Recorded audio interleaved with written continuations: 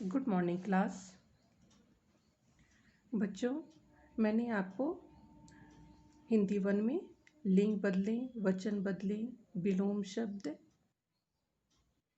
इत्यादि आपको दिए हैं। मैंने हाफ ईयरली के पहले आपको समान अर्थ लिखवाए थे, यानी पर्यायवाची शब्द।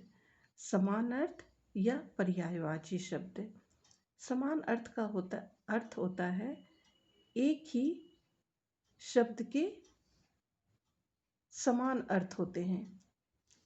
तो अभी तक आपने समान अर्थ में सिर्फ एक एक शब्द लिखे थे, जैसे पाठशाला का विद्यालय, दुनिया का संसार।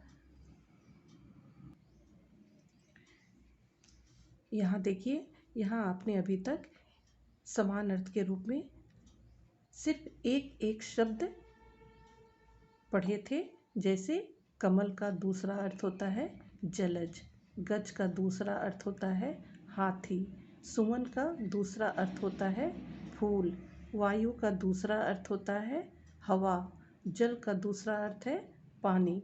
तो इस तरह से आपने अभी तक समान अर्थ के रूप में सिर्फ एक एक शब्द पढ़े थे। अब आपको फाइनल एग्ज़ाम में इसी समान अर्थ को दूसरे रूप में यानी पर्यायवाची के रूप में पढ़ना है।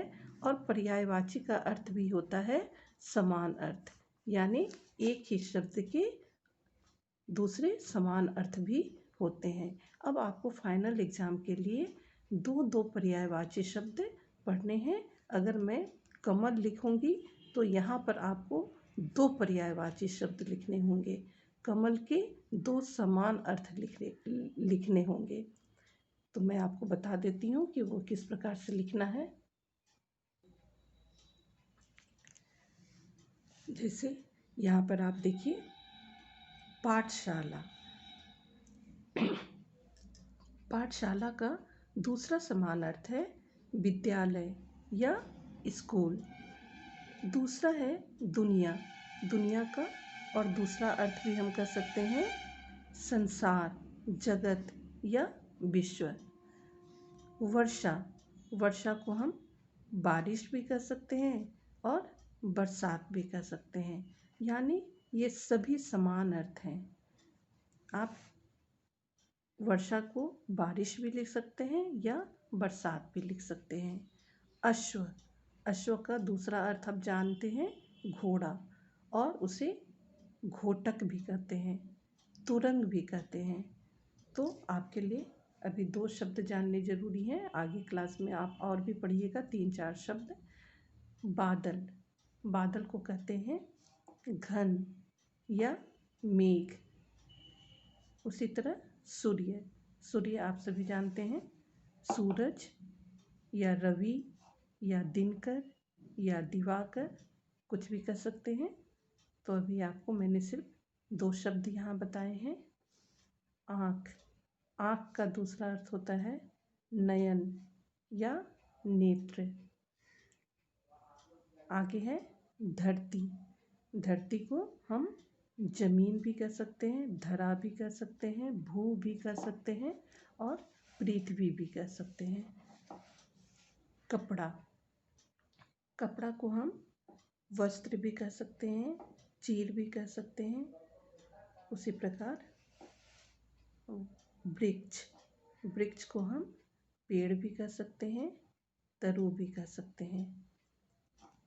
समुद्र, समुद्र को सागर भी कह सकते हैं, जलधि भी कह सकते हैं। चंद्रमा, चंद्रमा का दूसरा अर्थ है शशि, सुधाकर, चंद्र। इस तरह से अनेक नाम हैं जो समान अर्थ के रूप में मिलते जुलते हैं, यानी सभी समान अर्थी हैं। यहाँ आगे क्लास में आप जाएंगे तो पर्यायवाची शब्द के रूप में आप 3-3, 4-4 शब्द पढ़ेंगे, लेकिन अभी आप छोटे क्लास में हैं, इसलिए आपको सिर्फ पर्यायवाची के रूप में 2-2 शब्द बताए गए हैं, समान अर्थ के 2-2 शब्द बताए गए हैं। और आपको इसी प्रकार से प्रश्न आएगा, जैसे ये फाइनल एग्ज़ाम के लिए है, ये 12 आपके जैसे पाठशाला। तो यहाँ पर आपको 2 शब्द लिखने के लिए दिए जाएंगे कि पाठशाला के 2 पर्यायवाची शब्द लिखें। इसलिए आपको प्रत्येक शब्द के 2-2 शब्द याद करने होंगे। तो पाठशाला के 2 शब्द क्या हो जाएंगे? विद्यालय और स्कूल। इस प्रकार से आपको तैयारी करनी है पर्यायवाची के 2-2 शब्द के रूप में। तो इस समान अर्थ को आप फाइनल एग्ज़ाम के लिए याद कर लीजिएगा। ये सभी जितने भी आपके PDF जा रहे हैं सभी फाइनल एग्ज़ाम के तैयारी के रूप में आपके पास पहुंच रहे हैं। तो आप इसे क्लास वर्क कॉपी में लिखेंगे और याद भी कर लेंगे। Thank you.